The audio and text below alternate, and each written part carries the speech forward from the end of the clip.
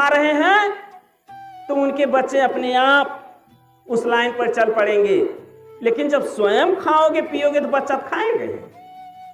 तुम स्वयं गलत करोगे तो बच्चा करेगा ही। आज जो समाज में जितने भी शिक्षक या टीचर कुछ ऐसे लोग हैं जो अपने गलत आचरणों पे हैं, वो बच्चों को क्या शिक्षा देंगे? समाज में देखने को चारों तरफ मिल रहा है हर बात, हर प्रकार की। तो सारी सृष्टि में सारे व्यक्ति क्या है? गुरुमय है। और गुरु की अवहेलना कहीं भी बर्दाश्त नहीं हो सकती। अब सोचो कि खाली गुरु को प्रणाम न करने की वजह से शंकर जी नाराज हो गए और उस भीषण श्राप को गुरु ने अमृत तुल्य बना दिया। तो इसी तरीके, अच्छा ये चीज आएगी कहां से? सत्संग से आएगी। कहां से आएगी? सत्संग से आएगी। बड़े भाग्य मानुष तन पावा और सुर दुर्लभ सद ग्रंथन गावा। पहली सीढ़ी, बड़े भाग्य मनुष्य का शरीर मिल गया जिसके लिए देवता भी तरसते हैं। और दूसरे सीढ़ी पे बड़े भाग्य पाई सत्संगा और बिना ही प्रयास हो ही भवभंगा। भवभंगा मतलब ये जो मन के अंदर की भावनाएं हैं, नाना प्रकार की भावनाएं भरे हैं। भगवान मिलेगा कि नहीं मिलेगा, ये सही है कि नहीं सही है, गुरु ने जो बताया वो सही है कि नहीं सही है, ऐसा नहीं। बट विश्वास अचल निज धर्मा और तीर्थ राज प्रयाग। बट विश्वास, बट वृक्ष शास्त्रों में मिलता है। संगम पर इलाहाबाद में एक बट वृक्ष का प्रमाण मिलता है शास्त्रों में कि वो अचल है। व्यक्ति को उस तरह से अचल रहना चाहिए अपने विश्वास पर कि गुरु ने अगर बताया है तो बात सही है। अब यह जरूरी नहीं है कि हम वहां पहुंच कैसे रहे, कितने परिश्रम से, कितने तपस्या से पहुंच रहे हैं। पहुंचना तो है। और दुनिया की बात तो मैं नहीं करता, लेकिन मेरे सतगुरु, मेरे गुरु महाराज सच्चे हैं, सच्चे थे। और जो महाराज जी हैं सब सच्चे हैं, सच्चे रास्ते बताते हैं। करने की बात है, श्रद्धा की बात है।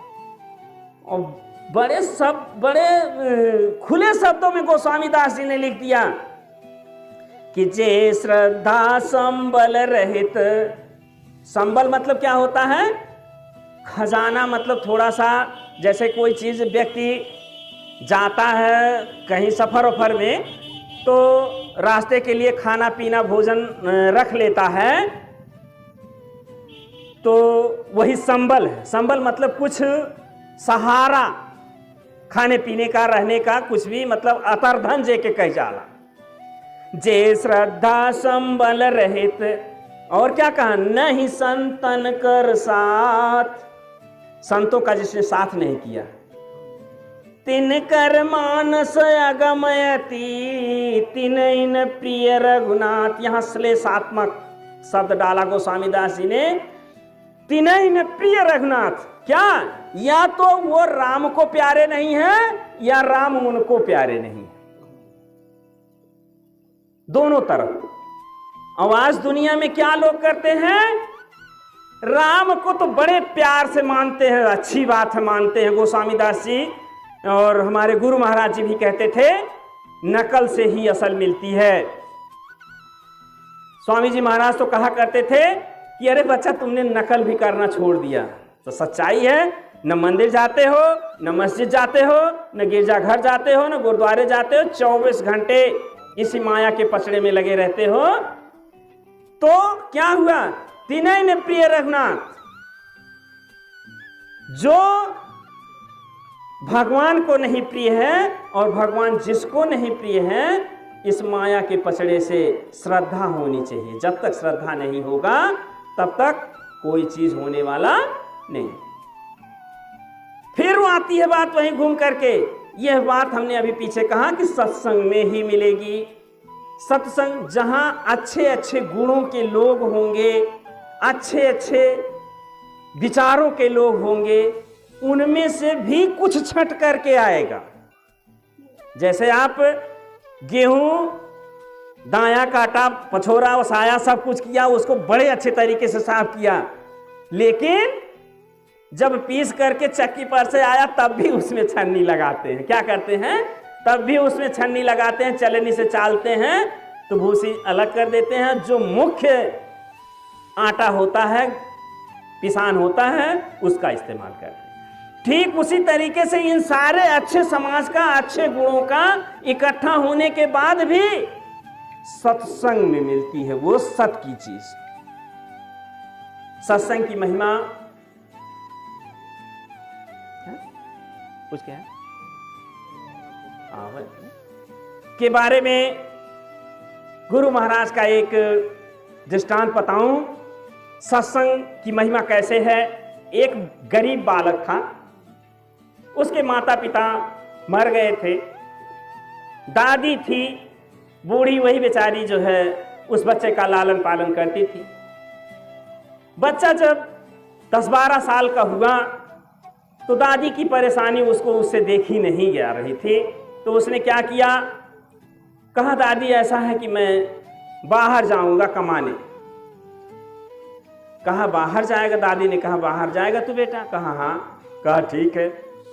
कहा अच्छा ठीक है, कल चले जाना, आज मैं तुम्हारे जाने के लिए कुछ व्यवस्था कर दूं। दादी ने क्या किया, बहुत गरीबी थी बेचारे के पास, उसने पड़ोस से 3 रुपया मांग करके ले आई और कुछ सतुआ उतुआ सीधा भूखा कुछ दिया। कहा ठीक है बेटा जाओ।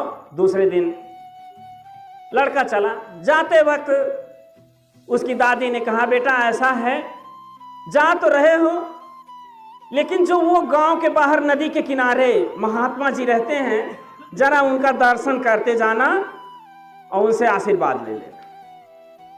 लड़का कभी कभी जाया करता था दादी उदी के साथ में महात्मा जी से मिलने के लिए। देखा तो था, गया। महात्मा जी के पास जब पहुंचा, कहा महात्मा जी मैं तो बाहर जा रहा हूं और कुछ कमाने माने के लिए, और कुछ आशीर्वाद दे दीजिए। तो महात्मा जी ने कहा बेटा ऐसा है कि बिना कुछ लिए मैं कुछ देता नहीं। तो बच्चे ने कहा कुछ लिए बिना नहीं देते। कहा ठीक है, मेरे पास 1 रुपया है, ये लीजिए। बच्चे ने 1 रुपया निकाल कर दिया। तो उस महात्मा जी ने बताया बच्चे को, कहा बच्चा ऐसा है, जा तो रहे हो बाहर, अगर 1 पैसे की रोजी तुमको मिल जाए तो उसको कर लेना। बच्चे ने सुन लिया, फिर सोचा चलो और कुछ पूछ लेते हैं। फिर 1 रुपया दिया। कहा और बता दीजिए बाबा जी। कहा ऐसा है बच्चा कि अगर किसी की बुराई देखना तो उस पर तुम कपड़ा डाल देना, पर्दा डाल देना, छुपा लेना, मतलब किसी से कहना नहीं, उसके पीछे भेज दिया था। अब क्या हुआ, सुन लिया बच्चा। अब जब सुन लिया तो 1 रुपया इसके पास था, वो भी इसके पास खटक रहा था कि अब चलो और पूछ लेते। 1 रुपया और दिया। कहा ऐसा है महात्मा जी एक बात और बता दीजिए। कहा ठीक। कहा ऐसा है बच्चे, अगर तुम कहीं जा रहे हो और रास्ते में सत्संग हो रहा है तो उस सत्संग को सुन करके तब आगे जाना। परिणाम क्या हुआ, बच्चा इतना सुन करके अपने रास्ते पे चला और चलता गया। चलते चलते शाम होने को हुई। एक जंगल के किनारे का रास्ता जा रहा था, उसी रास्ते पे चला जा रहा था। शाम होने को आ रही थी और उसी रास्ते पे पीछे से एक उसी राज्य का बादशाह जो है घोड़े पे सवार होकर के आ रहा था। उसने देखा कि अरे ये तो बच्चा जंगल के किनारे के रास्ते पे अकेला चला जा रहा है। वहां जो है बादशाह पहुंचता है। उसके बाद पूछा, कहा अरे बच्चे कहाँ जा रहे हो? बच्चे ने बड़े दीन भाव से कहा, महाराज जी काम उम की तलाश में मैं जा रहा हूँ। कहा ठीक है, मेरे पास काम करोगे? बच्चे ने कहा, तब महात्मा की एक बात उसको याद आई कि 1 पैसे की रोजी मिल जाए तो उसको इनकार मत करना। कहा ठीक है करेंगे। कहा मेरे घर चल तो रहे हो लेकिन मेरे घर तुमको झाड़ू पोछे का काम मिले। कहा ठीक है मैं कर लूंगा। बादशाह ने उसको घोड़े पे बैठाया, अपने महल में लेकर चला गया। दूसरे दिन से उसको सारा महल दिखा बता दिया गया और उसके बाद उसने झाड़ू पोछा का काम करना शुरू कर दिया। 4 बजे पछलहरे से उठ के उजौन में अपन काम करल। करते करते कुछ समय बीता। एक दिन ये भोर में ही जो है महल की सफाई कर रहा था और देखता क्या है कि रानी साहिबा की खिड़की खुली हुई थी और उस राज्य का जो मंत्री था उससे अवैध गलत संबंध था रानी का, और दोनों एक ही बिस्तर पर सोए हुए थे। बच्चे ने इस बुराई को जब देखा तुरंत अपना पगड़ी उतार करके अपना तौलिया उस खिड़की पर लगा दिया, अपना झाड़ू पोछा किया। ठीक है। और तब तक कुछ और समय बीता, सवेरा हुआ तो रानी देखी, कहा अरे ये खिड़की पर किसका तौलिया पड़ा हुआ है, किसका अंगोछा है। तुरंत नौकरानियों को तलब किया उसने और उसके बाद पूछा, कहा किसका है तौलिया। तो नौकरानियों ने बताया अरे वो झाड़ू पोछा करने वाला जो बच्चा है उसी का है। कहा अरे बाप रे बाप, उसने तो हमको शायद देख लिया, बात बिगड़ जाएगी। रानी ने तुरंत महाराज जी से कहा ऐसा है कि मुझे जो वो नया नौकर आया हुआ है झाड़ू पोछा करने वाला, मुझे उसका सिर चाहिए। राजा पहले के जो थे वो बड़े पागल होते थे, और पागल क्या, ये नीति भी कहती है। रहीम दास जी ने लिखा, बड़े अस्पष्ट शब्दों में बताया, नारी नृपत नीच जात यो हथियार, और रहीमन इन्हें संहारिए फिरत न लागे बार, सेकंड न लागत न पलटा खा। राजा हो जाके रानी ने जब कहा तो तुरंत राजा ने जल्लादों को बुलाया और आओ न ताओ, पूछा न जांचा कुछ नहीं। जल्लादों को बुलाया, कहा ऐसा है फला जगह चले जाओ और तुम्हारे पास जो व्यक्ति जाएगा उसका गला काट करके और रख लेना, और जो दूसरा व्यक्ति जाएगा उसी को झोला दे देना। अब परिणाम क्या हुआ, राजा ने कहा तुम फला जगह चले जाओ और फला सामान लेकर के आओ, और वहां जल्लाद मौजूद थे। लड़का चला, चलता गया। रास्ते में एक जगह महात्मा की एक रास्ते की कुटिया थी, वहां कुछ राम चर्चा सत्संग हो रहा था। और तब तक तीसरी बात महात्मा जी की उसको याद आ गई। कहा सत्संग सुन के तब जाना। बैठ गया बच्चा उसी सत्संग में, सत्संग सुनने लगा। और तब तक राजा के दिमाग में बात आया कि बच्चा अब वहां पहुंच चुका होगा, और तब तक मंत्री को भेज दिया। इसने कहा जाओ तुम फला जगह चले जाओ, जो कुछ देगा कोई उसको लेकर के चले आना। अब बच्चा सत्संग में बैठा, पहला व्यक्ति तो ये था और दूसरा लाने वाला मंत्री था। लेकिन अब मंत्री डायरेक्ट वहां पहुंचा, पहला व्यक्ति हुआ। राजा के हुक्म के अनुसार मंत्री का तुरंत गला कट गया और झोले में रख दिया। और तब तक सत्संग खत्म हुआ, बच्चे को याद आया हमको तो फला जगह जाना था, और वो तुरंत वहां पहुंचता है। और तब तक जल्लादों ने उसको झोला पकड़ा दिया और ले आकर के राजा साहब का। और राजा साहब बेचैन, कहा अरे ये क्या हुआ, जिसका गला कटना था उसका तो नहीं कटा, जिसका नहीं कटना था तो उसका कट गया। तब राजा ने बड़े प्यार से बच्चे से पूछा, कहा अरे बच्चे तुम बताओ रास्ते में कहीं रुक गए थे क्या। कहा हाँ महाराज जी। तब उसने सारी बात कहा, इनको तुमको ये ज्ञान कहाँ से मिला, सारी वृत्तांत अपना बताया उसने।